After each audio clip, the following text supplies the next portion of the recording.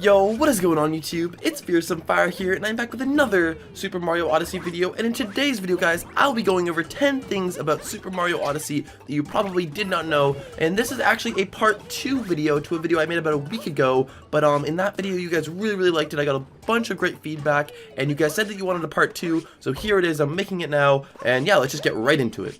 Alright guys, so this first one takes place in the Wooded Kingdom, and as you guys know, there is a boss in the Wooded Kingdom that tries to, take over the secret flower field, and you can fight him with uproots, and it's really cool and interesting. I don't know, it's a cool boss fight, but before the boss fight starts, you can actually get on top of him and throw your cap at the pole, or the upcoming pole, I don't even know what it's called, metal thing, in the middle of the boss on top of him, and if you do this, it will light up, and if you keep your hat on there long enough, it will actually spit out just a regular heart that you can grab for whatever reason. I mean, it's just a heart, it's really not much, but just the fact that there's a heart here is really cool and interesting, and the fact that it lights up is quite unique, and the only time you actually have access to hitting this heart is when the boss fight starts. So, most people, they just go right away and start hitting at him, but you can actually, access this early and get it, and I know that not many people know about this heart. There's a couple of weird heart spots in the game, and this is definitely one of them, and definitely one I had to show off. So this next one is showing off some secret phrases in Super Mario Odyssey. As you guys know, there are NPCs in Odyssey that,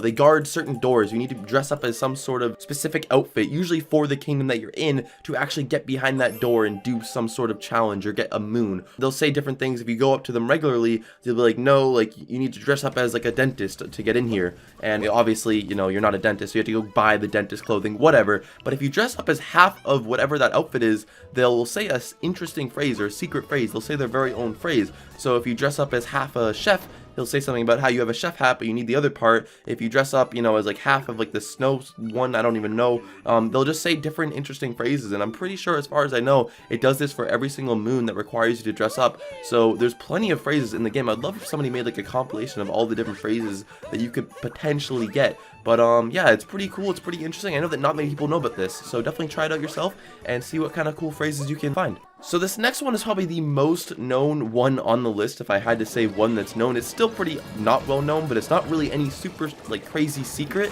but it's definitely one I wanted to show off, and it's the fact that there's different boss fights in Odyssey that you can do certain things to activate different parts of the boss early. Usually you have to wait for stuff to happen to make it through different boss fights, and you'd think it's the same for the bird one. In the Lynching Kingdom, there's this bird you have to fight, and you have to get through it. Usually you have to wait, but it turns out that you can actually jump up to it as it's flying around in a circle, and you can activate its next phase early. And I know that very few people know about this. Out of all the boss fights, I think this is like the least known version of this that you can actually do. And like I said, it's definitely like the most known one on the list, because it's not really any sort of secret. It's just kind of hidden within the game naturally. There's nothing that really makes it obvious that you can actually do this and activate its next phase early. But yeah, it's really useful if you guys are playing through the game and you want to do this fight quickly. And yeah, okay guys, this next one literally blew my mind when I first saw it. And as you guys know, in the deep woods there is a pipe moon that you can grab. My pipe moon, I mean, there's like this little mini game thing, not really a mini game, it's kind of just like this randomized pipe thing, where basically you have to like randomly pick a pipe. It's completely random,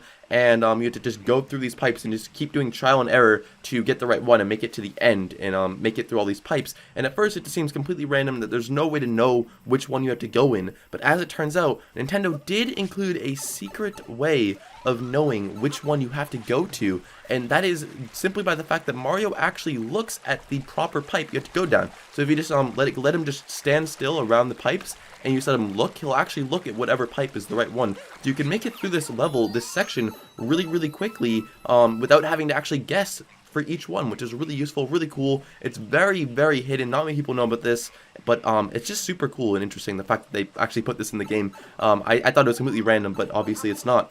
This next one's more of a smaller one. It's not really anything super crazy, but I still thought it was really cool when I figured it out. But it's the fact that, as you guys know, there's like these SM64-esque paintings in the Mushroom Kingdom after you beat the game, and you can fight harder versions of the bosses, but you can actually get on top of these paintings. It doesn't serve much of a use, but just the fact that you can actually get on top of these paintings and that they have collision there is really interesting, and it kind of goes to show that there's some really weird things in this game that have collision that you wouldn't usually expect, to have a collision in a regular video game, and this is definitely an example of one of them. The camera's even kind of weirded out when you're on top of it, so that's like another cool thing. Really has no use at all, but it's still something I definitely wanted to show off and something that I thought was really cool. This next one is super super duper cool. It's something that I think the developers overlooked when they were making this game. But in the Snow Kingdom, you can actually do a glitch to get out of bounds in the Snow Kingdom tracks. And in the harder version of this track, you can also do this in a more advanced way to actually make it onto the actual track as Mario. And you can make your way around the track and get over to the tunnel area. And in this tunnel area, there's some lamps that are up on the wall, and if you throw your cap at one of these lamps, if you jump up and throw your cap at one of these lamps, it will actually spit out a coin for you to grab, just a single coin, nothing crazy. But the crazy part about this is that there's no regular way to actually make it over to this tunnel as Mario. There's literally no way to do it. Usually the only time you'd be here is when you're transformed into the capturable enemy, the capturable guy for the race, and obviously when you're transformed, there's no way to throw your cap. So the fact that these give out coins, even though you were never ever intended to get here and throw your cap at it, is just really weird and bizarre. You know, if you bounce towards it, you don't get any coin. It's only if you throw your cap. So it's something that I think the developers may have overlooked. They may have put these lamps in a different part of the game and decided that you should get a coin from it, and then they took it out. I really don't know, but I find it super fascinating that these lamps give out coins, and it really just doesn't make any sense to me. This next one might be a little bit more well known, but it's definitely something I wanted to go over, and it's the fact that you actually have less options, or using the Pro Controller in Super Mario Odyssey is not the best way to go, and that's simply due to the fact that you don't have access to the downwards cap throw with the Pro Controller. When you try to do the motion for the downwards cap throw with the Pro Controller, it just doesn't work. It does a spinning cap throw, and I don't know if this is like a glitch in the game and they still haven't realized it or fixed it, but I find this to be really annoying, that the only way you can actually perform a downwards cap throw is with the Joy-Cons, unless of course you do the ground pound throw with the Pro Controller, but obviously you are way more limited when you're trying to do that move, and it makes me think if there's ever some sort of like insane crazy glitch or speedrun strat that you have to do in the game with the downwards cap throw, then you would be forced to use the Joy-Cons. So it would force speedrunners to use the Joy-Cons, which would be really funny if that was a thing where everybody had to use the Joy-Cons because there's some sort of crazy strat that was found, and it would be kind of a shame because it can be annoying to use the Joy-Cons, at least for me personally.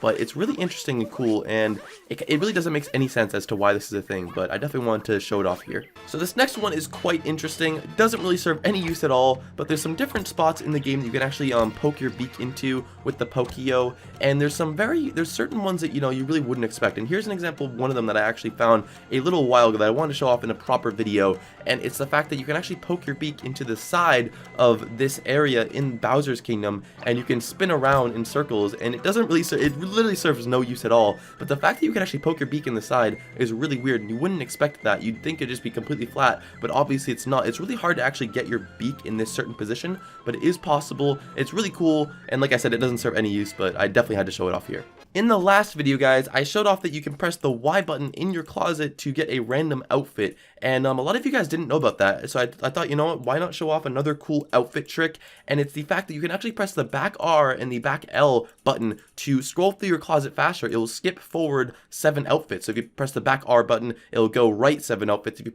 press the back L button, it'll go left 7 outfits. And this one's even less well known based on the fact that there's no place in the game that this is ever listed that you can do. There's no spot. You just have to figure it out yourself, and it's really cool, really interesting. And I bet a lot of you guys that didn't know about the last one with the Y button that makes your outfit randomized, I bet you guys probably didn't know about this one as well. And it can really help when you're going through your closet, especially if you have all of the outfits unlocked like I do.